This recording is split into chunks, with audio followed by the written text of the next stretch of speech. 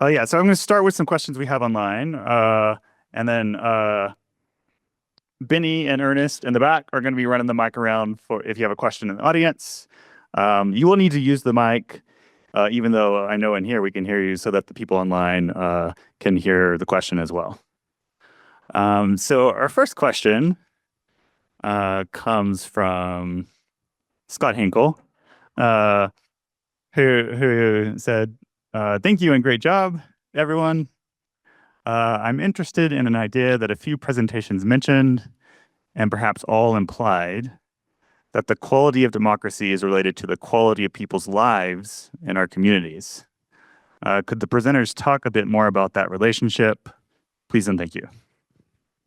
Yeah, so, should I not go yet? Okay. Okay. So one of the things that I saw both a lot in my research and just in my personal life is that it is a lot harder to do the things that make up a democracy when you are struggling to survive and when you are struggling to get through. So my initial putting together of the Cup of Sugar Social, one of the things that I had to do was kind of gauge whether or not the people I was inviting had space for this project in their lives. Even though I knew if they made space for this project in their lives, it would make their lives better.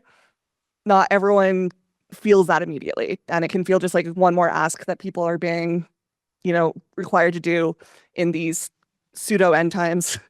And so all of my friends who did agree, also still mentioned that, right? Like, so they can't come to every party, they can't come to everything. And so I kept emphasizing it's not always just about being at the parties, it's about being there for each other.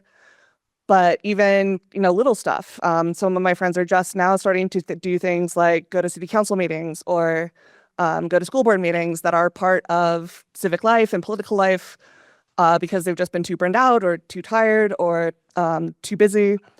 And so when we make people's lives appreciably better, we give them both time and energy to do the things that make us a better democracy. But I guess the tie-in with some of the things we talked about in our project here is that when you're trying to make the case for democracy, sometimes one of the most effective things is how democracy is good for that person's life in many, many ways. So people are happier in democracies. Like Josiah was saying, we go to war less. Most people would rather not be at war, all else being equal.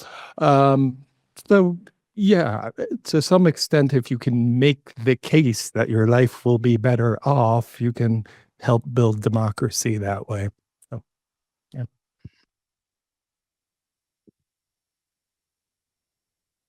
To me, and specifically the project I'm running right now, with world languages, I feel like I don't go and say, let's learn about democracy. Here's the definition of democracy. Every culture has to talk about it or anything. So to me, it was like more embedded where I say, thank you. They're all volunteers. They're coming and teaching and sharing their values and everything. I feel like it's, yes, it's good to have this, knowledge from the books, what we know and what it means. But to me, it's more like, how can I help others to feel better, even though they may not agree on things or they speak and improve the life? I think one of the things that we come across a lot, and I don't know if audience will agree with me, assumptions, right? We speak about it, we share, and assumptions always on the way. People just get caught up on that, and then that's how you start fighting. That's how you start misunderstand each other.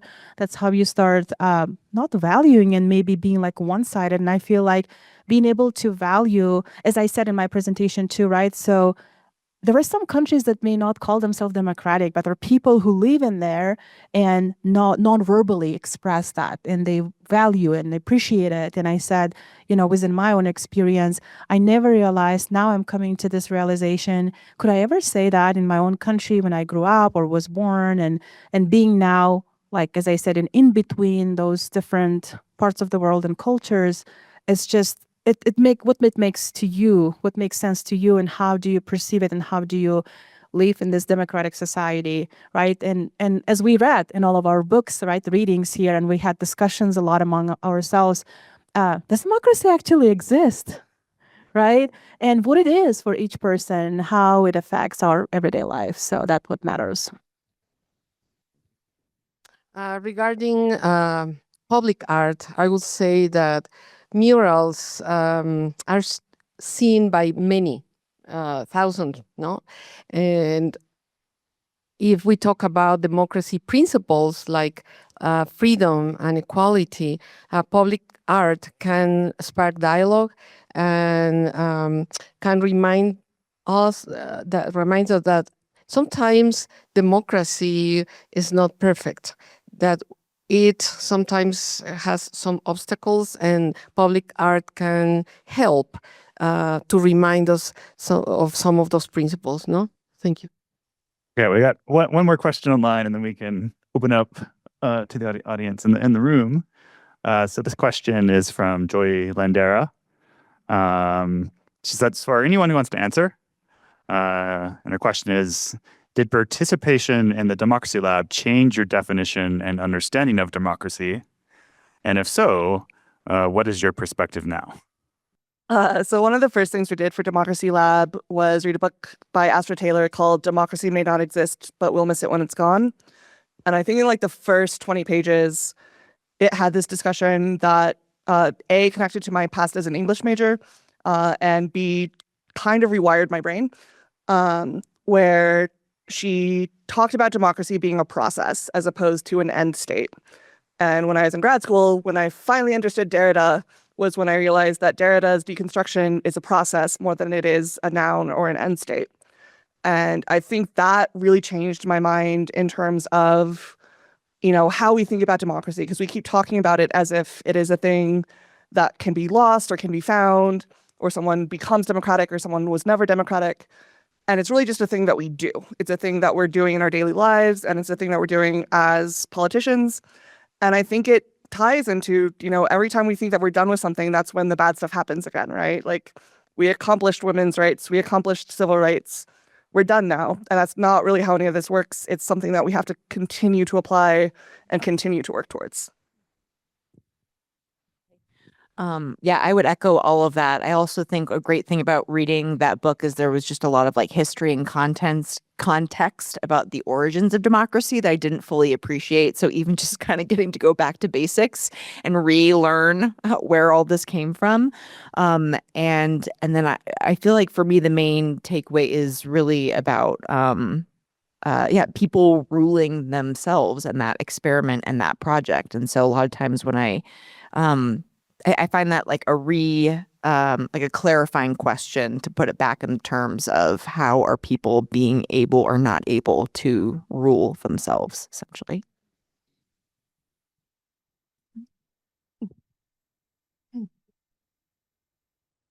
What I have reflected on many times throughout these months is finding a common ground. I guess it doesn't matter what party a person belongs to, in this case, Republican or Democratic or the Tea party, right? But just trying to find common ground for the best of the people.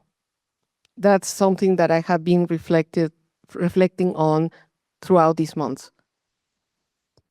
Hi, I have a question about the Cup of Sugar group, and I'm sorry I forgot your name. What was the homework you gave them, and did they do it? So the initial homework was the spreadsheet. So when I first invited everyone, my homework was, hey, come to this party. Also, please think really hard on these questions and fill them out, and they are due by Monday.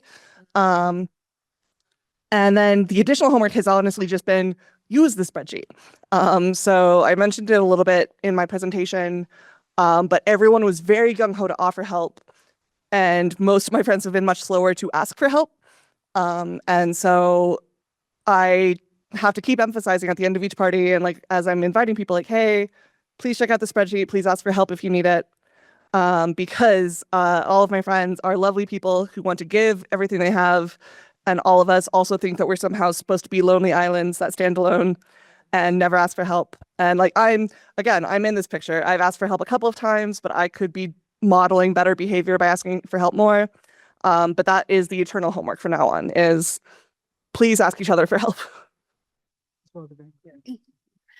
Hi guys. My name's Nicole. I was in the first Democracy Lab cohort and I'm so cheered to see all of your projects. It's been so cool.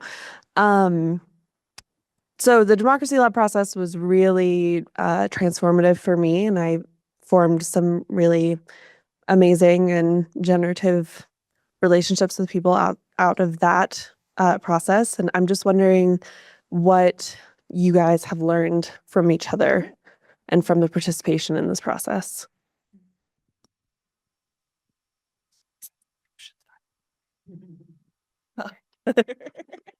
I got your vibes. So, so to me, I would say it was valuable a lot. So we did practice, the way how we communicate and make sure that we agree or disagree, but respectful to each other with our perspectives.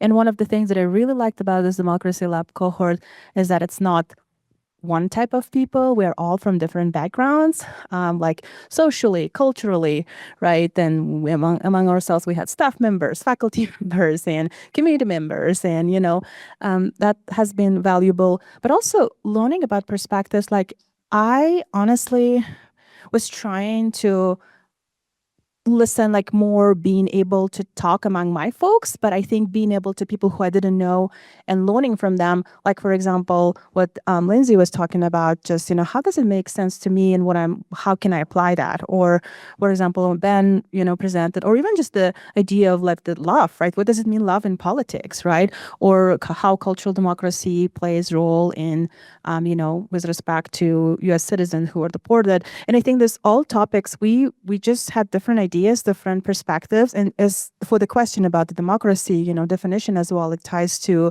like, how do we understand and how can we talk about it and how we can add to it to say, here's what I learned from this, community.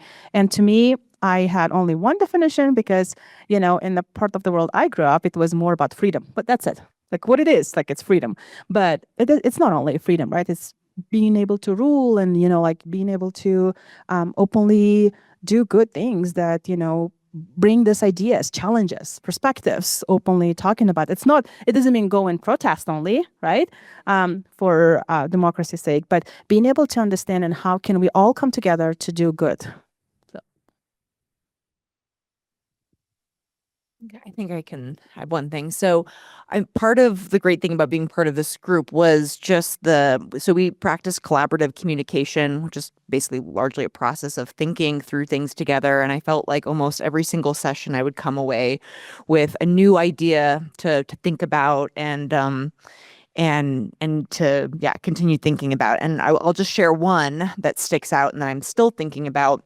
I think this was a session that Amy led, and I think we were talking about, how we deal with or interact with people who think differently from us. And I remember one idea that came out, and I don't remember the details, was something to the effect of, could you imagine circumstances? So take somebody that disagrees with you politically or otherwise. Could you imagine the circumstances that would make whatever that person believes make sense? And I thought that was just such a really helpful way, because the circumstances must exist. And when you frame it that way, I think it becomes a lot easier to, at least like engage with that other person as another human being. It doesn't mean you're going to agree. It doesn't even necessarily make whatever they believe right. But I think it opens a door, whereas otherwise it can be really, really hard to engage with people, depending on your differences. So that's just one example of an idea that came out of this conversation that I found really helpful. And I felt like every time there was something like that. So I already described myself as a recovering academic. And so it's been a while since I've been back in kind of the space of academia and the space of, teaching, learning in this particular way. And so I think that was really helpful to me to kind of re-engage those muscles and kind of get into that headspace again, because I think it can be easy, especially when everything is so urgent. It's hard to force yourself to have the time to sit down and think about things. You feel like you just have to instantly react and instantly do things. And I think Democracy Lab forced us all to slow down. Like we're starting with what is democracy? Oh, you thought you knew what it was. No, you don't. So I think that process of just this deeper thinking has been really valuable. I think one of the things that I got out of Democracy Lab, or one of the things that's changed the most, is kind of an encouragement towards democracy and like the politics of our country. And I guess I was very discouraged coming into Democracy Lab on a lot of different things. But taking that focus, which today in politics is so partisan, and focusing on these fundamental ideas about democracy itself, kind of transformed, I don't know, some of my personal passion with politics into less of a partisan, like, we need these things, and more of a values kind of level. And I don't know, I found that very encouraging personally. One more thing. We took a field trip to the Capitol building, and I'm embarrassed to say that I had never prioritized doing something like that on my own. So I was really grateful for that being organized, and that was one of the best experiences that I had. It was, I mean, I think you were talking about democracy as a process, and and it's alive, and so getting to see that process and be in that building, and we had an amazing guide. Thank you so much, Scott. Thank you. Who spent, I think, 2, maybe 3 hours just answering all of our questions, and so that was definitely a transformative experience. And just to add to that, you know, being able to see in real life how information is changing, I had so much respect to folks who work there. I really have so much. They don't have like free time. Like it was running and putting all this data. Show it's a real, like, you know, you can see what's going on, which session is going on. And it to me is like, you know, that's what is important. You're not just saying, let's keep this and then sometime we'll share with folks when they need it, but just being able to leave with that and then participate and listen. While we were actually driving, I was turning on about discussion about the lab school situation, right? So it's kind of like, how do we listen? What's going on? How can we stood up for this, right? And talk about it. So it was really meaningful. So thank you, Scott. I love to learn more about collaborative communication that can be actually applied to our family relationships, etc. I enjoyed reading the books and discussing all these ideas. And something that I really liked is the motivation to get engaged in organizations. So I have not done it for a long time. I used to volunteer for youth alternatives, and I really enjoyed it in Cheyenne, Wyoming. But here in Laramie, I haven't done it. And also a meeting, I think it was the Saratoga retreat or one of those. We talk about volunteering. So I am ready to start volunteering again, because that's a very, very important element that we need to do to continue and improve democracy. So it's kind of a crazy world out there right now. So I'm wondering, based on your projects and your research, what is something that we could do to make a difference? Yes. But before I read this, my cheat sheet, I was going to say that too. I am so thankful. I feel like with this Democracy Lab, you know, when you come first to submit your application, you're like, this is the project I'm going to do. I'm a researcher. I was like, yeah, I have our language culture program. How do we work with minority folks who are sharing their cultures? I'll do just research, collect data, and write up and publish. And I think on the way, I loved how I was being challenged, ask questions. How does it reflect? How does it relate to this? What are you going to do? What is your message? I think that really helped me to say, actually, I never had a time to sit and pull this together and say, here is the outcome that I want to share with folks to learn or share things. And I think this helped me a lot to be a true activist. To say this, consider how cultural differences influence your everyday communication based on the things that I'm passionate about. And it's not just writing up and sharing here what I wrote. I'm really interested into putting together this type of workshop of curriculum that would be beneficial to folks and work on that. And I think integrating the principles and models of democracy would potentially be another avenue for me to work on. And I will do the cheat sheet. Here's mine. advocate for deported U.S. military veterans, call your U.S. representative and Homeland Security to have servicemen and servicewomen removed from deportation and support repatriation. I'm going rogue. So I get a lecture about every other week from my therapist on what she calls zones of control, which is concentrating on the things that are within your direct sphere, within your direct ability to do, and like be aware of the big bad things out here, because like what you do here affects it, but also don't let it terrify you into immobilization. And so whether that thing is getting more active in politics, volunteering, honestly, just even being more friendly with your neighbors, like our community connections are the things that are going to make time bearable. Us having a community is what is going to make this time bearable, and just focusing in on smaller steps that seem manageable is really important. And not wasting time being like, oh, I should have been doing this 15 years ago. Cool, but we can do them now. The thing to focus on is right now and your sphere. I think the kind of the obvious answer, at least for my presentation, would be kind of some form of think for yourself and kind of choose your words carefully, really aspire to heighten the quality of your thinking and the quality of your language. And I certainly believe that.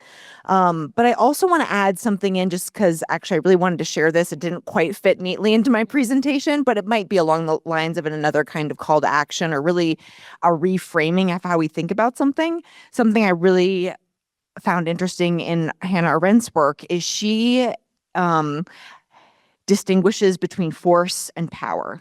For her, what power actually is groups of people coming together, talking freely, persuading one another, and then acting together.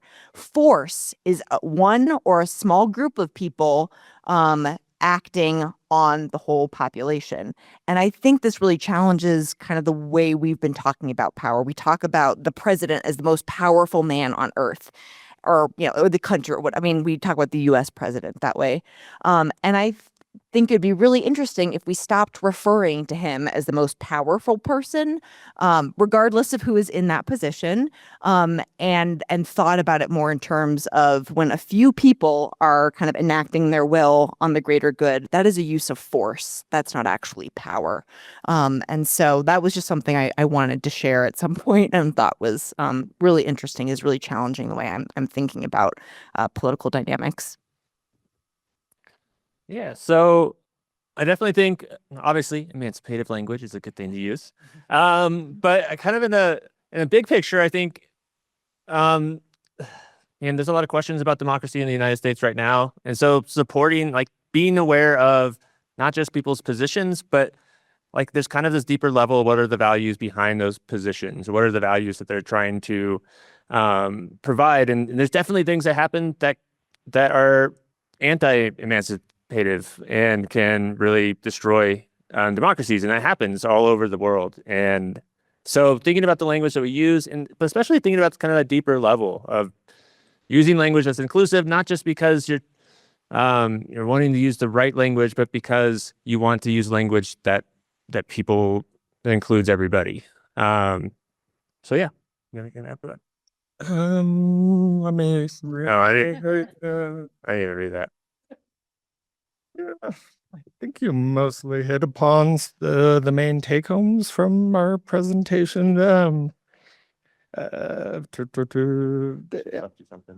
Yeah, seriously. But no, I think it's a matter of a take-home from our presentation. There is quite a bit of balance there, in that in some ways it is very much about sticking to the values of democracy and being unapologetic about that, that these are the values that support this system that most Americans value.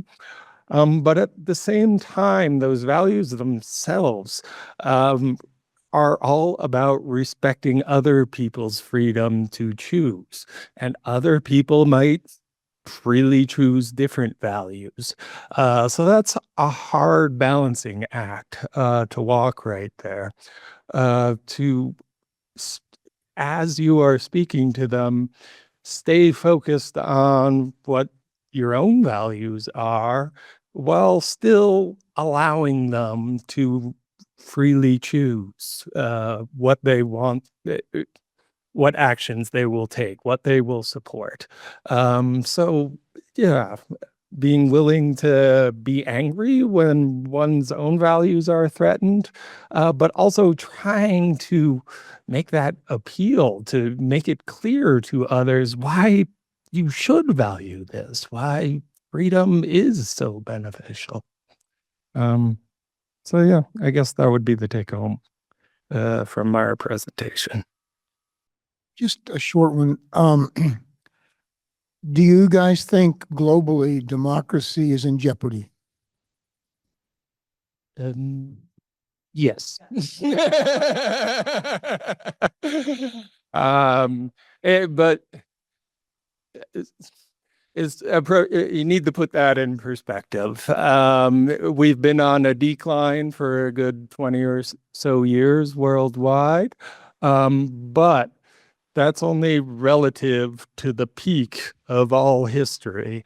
We are still a far more democratic world than we were 100 or 200 years ago.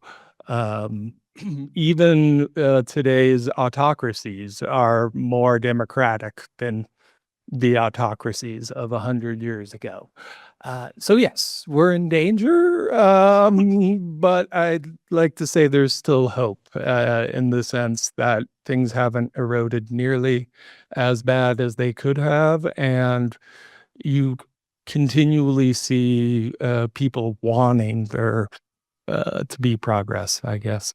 So, anyone else?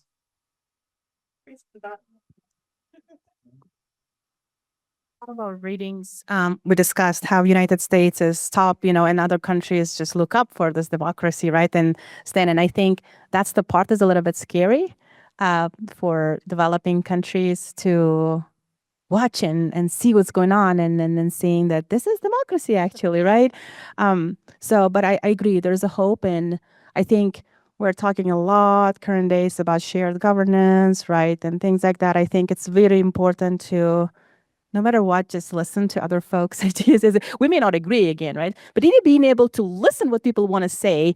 I mean, I also agree, though, you cannot just give freedom to everybody, just speak whatever they want to speak. I totally respect that. We just don't want to, I mean, it will be hard, coming from that part of the world, Soviet countries, where if you give everybody to say what they want to say, there's no way you can accomplish something. But I think with shared governance, though, being able to share your values and then talk about it, but then being able to explain clearly what we want and how we want to go from there or here. So that's what's important.